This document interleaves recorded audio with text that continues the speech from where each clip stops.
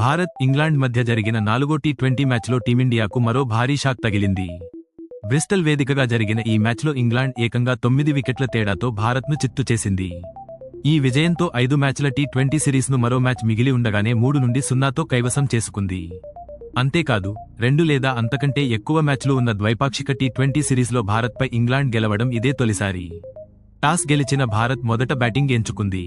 కానీ ఈ నిర్ణయం ఆశించిన ఫలితం ఇవ్వలేదు. మరోసారి భారత టాప్ ఆర్డర్ పూర్తిగా విఫలమైంది. యువ ఓపెనర్ వైభవ్ సూర్యవంశీ 15 పరుగులు చేసి అవుట్ అయ్యాడు.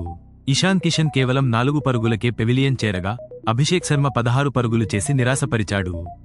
దీంతో భారత్ కేవలం 48 పరుగులకే 3 కీలక వికెట్లు కోల్పోయింది. అలాంటి క్లిష్ట సమయంలో కెప్టెన్ శ్రేయస్ అయ్యర్ ఒంటరి పోరాటం చేశాడు. చాలా బాధ్యతగా బ్యాటింగ్ చేస్తూ కేవలం 49 బంతుల్లో అజేయంగా 80 పరుగులు చేశాడు. తన ఇన్నింగ్స్లో 4 ఫోర్లు, 5 భారీ సిక్సర్లు బాదాడు. ముఖ్యంగా స్పిన్నర్ ఆదిల్ రషీద్ బౌలింగ్లో అద్భుతంగా ఆడుతూ అతని ఒక్క బౌలింగ్పైనే 44 పరుగులు సాధించాడు. చివర్లో శివం దూబే 22 పరుగులతో కొంత సహకారం అందించడంతో భారత్ నిర్ణీత 20 ఓవర్లలో 7 వికెట్ల నష్టానికి 158 పరుగులు చేసింది. ఇంగ్లాండ్ బౌలర్లలో జోఫ్రా ఆర్చర్ అద్భుతంగా బౌలింగ్ చేసి 4 ఓవర్లలో 20 పరుగులు మాత్రమే ఇచ్చి 2 వికెట్లు తీశాడు. జోష్ టంగ్ కూడా 2 వికెట్లు తీసి భారత బ్యాటింగ్ను కట్టడి చేశాడు. 159 పరుగుల లక్ష్యంతో బరిలోకి దిగిన ఇంగ్లాండ్కు మొదట్లో చిన్న షాక్ తగిలింది.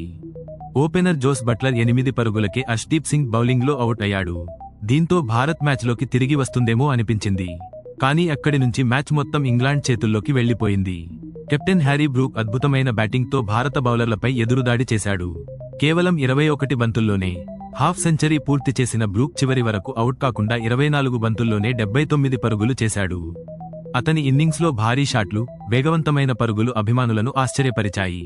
మరోవైపు ఓపెనర్ ఫిల్ సాల్ట్ కూడా అద్భుతంగా ఆడి 59 పరుగులతో అజేయంగా నిలిచాడు.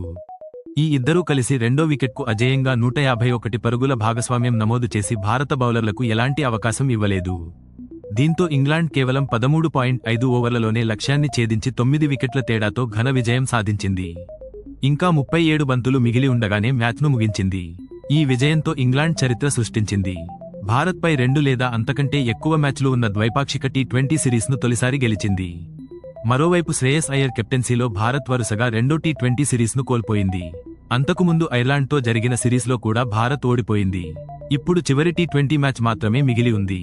ఆ మ్యాచ్లో గెలిచి పరువు నిలబెట్టుకోవాలని భారత్ భావిస్తుండగా, మరో విజయం సాధించి సిరీస్ను పూర్తిగా క్లీన్ స్వీప్ చేయాలని ఇంగ్లాండ్ లక్ష్యంగా పెట్టుకుంది.